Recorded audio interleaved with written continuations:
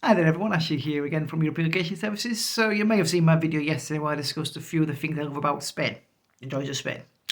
Well, while discussing that video a little bit on Twitter, it occurred to me that, one, I hadn't covered everything that I love about Spain, and two, my list was too short. So, instead of 5, this might be 10, this might be 15, I'm just going to discuss the things I love about Spain. Okay, some will be repeated. So yeah, as I said yesterday, the wildlife, which since I've been in Spain, I've had the pleasure of seeing, which as I said yesterday, some people might not see the first one I'm going to say is a pleasure, but anyway, seeing in the wild, alive, various snakes. I think it's been 8 or 9 and about 4 separate species of snake. They're great when you can see them from a distance. When they're a bit closer, they can shock you. And I've had a snake fear once, but seems to be over that more or less now. Yep, birds, including the woohoo. I think I pronounced that right. Yep, tortoises. Yep, I've had the pleasure of seeing wild tortoises of various sizes in the Tory area. Not going to say exactly where. A terrapin in one of the rivers off the Rio Aguas near Tory again. Various birds, as said. Not just a woohoo. The falcons, swifts, swallows, etc. More common birds, obviously, as you'd expect. One thing we do seem to be treated to here in Spain, talking of the birds, is a reticulation. I think I've said that right. Of the starlings. And sometimes the flock sizes are incredible. Yeah. Anyway, yeah, I've obviously seen various lizards, wide range of insects. Again, that might not be some person's choice, but I'm just using it as an example. I've personally not had the pleasure of seeing the ibex. I've not personally had that pleasure, but plenty of people have. All the wild boars. I've again not personally had the pleasure of seeing an orca. They come into the med, or the dolphins. They come into the med. The turtles in the med. I've personally not had that pleasure, but I know people have had. So yeah, the wildlife of Spain is great. And it's saying all the pleasures. Yeah, as I said yesterday, the history, the festivals, the culture. I'm going to go a bit more into the history for now. Spain has an awful lot of castles. Not just castles, fortified towns, such as Tossa de Mar's castle, newer castles, older castles, etc. Old structures, Roman ruins, Byzantine ruins, I think it is. Yep. Carthaginian ruins, I think, as well, in parts, but I wouldn't swear to the last one. Yeah. But the history, which is where festivals such as the Moors and Christians come from. I'm not going to go into the politics of the history there, but obviously, at one point, big chunks of Spain were occupied by the Moors and the Christians kicked them out. That's where the Moors and Christians festivals come from. In fact, a lot of Spanish towns, if they've got AL in their name, were founded by the Moors. So Almeria, Albox, Almancara, Almanfora, Albacete, and a few others. I'm not going to list everyone, but yeah, the history's great. Talking of the Romans again, did you know that the oldest operational lighthouse in the world, the Tower of Hercules, is in Spain in the Galcia, I don't know if that's coming out of province, but Galcia region. So yeah, back to the festivals, as I've just mentioned, you've got things like the Moors and Christians, you've got the Candlelight Festival in Mahaca, you've got various types of Moors and Christians. Easter's huge, I mean, what's it, about 7 parades I think it was for Easter, different bits of the festival. I mean, I saw 3 of them this year. You've got the Easter Carnival, you've got the Burning of the Fish Parade, which symbolises the beginning of Lent, if you know what that one's about. So yeah, the festivals, and obviously different towns have different festivals to symbolise different pieces of their history or their region's history.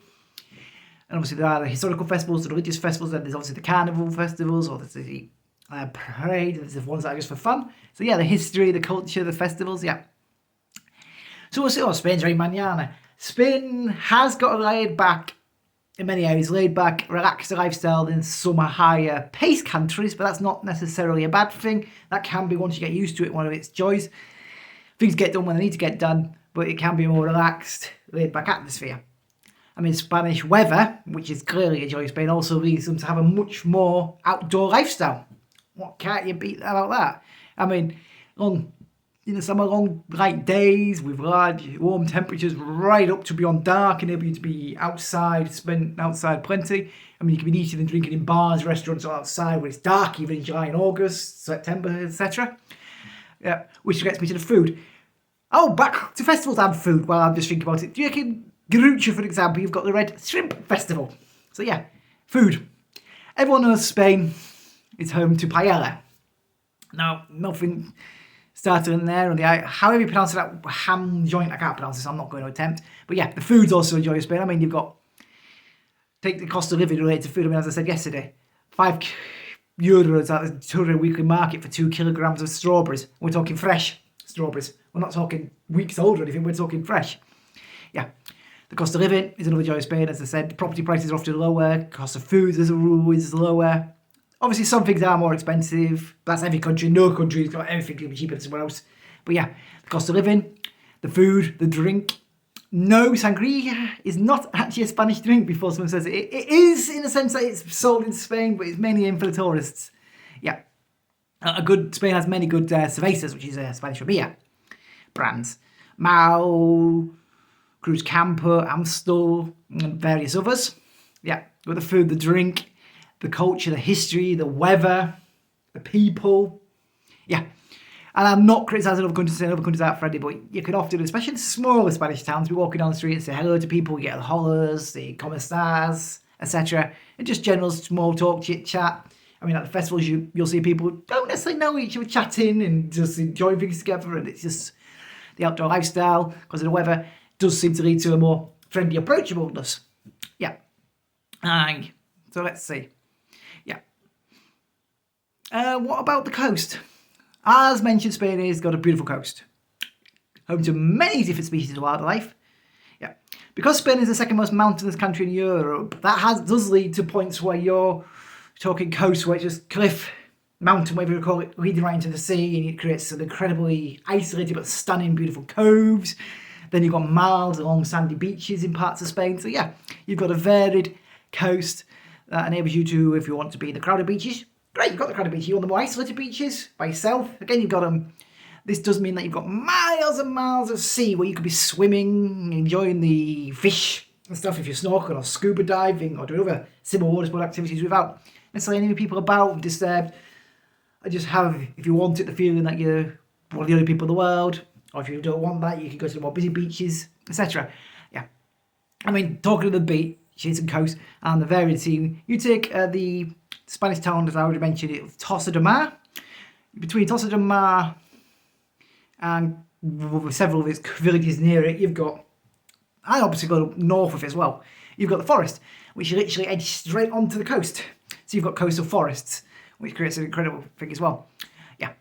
And obviously all the different castles in Spain, as mentioned, there's its history. I mean, it's had the Romans here, it's had various civilizations through the history. I mean, Spain's an old country.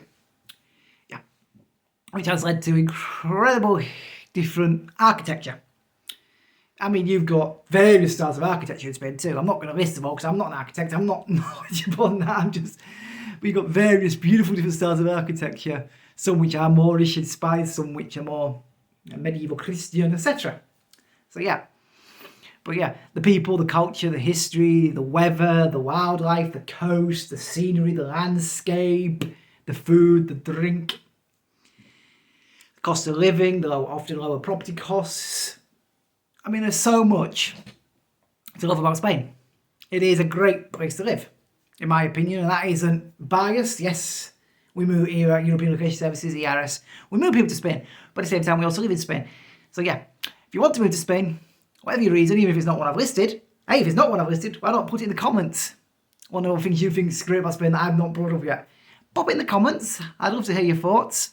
Maybe it'll lead to a follow-on video. Maybe it'll just lead to a chat, whatever. But if you liked what you've seen, I'd love you to give it a subscribe and a like. Thanks for now, everyone. Adios, mi amigos, and see you later. Bye.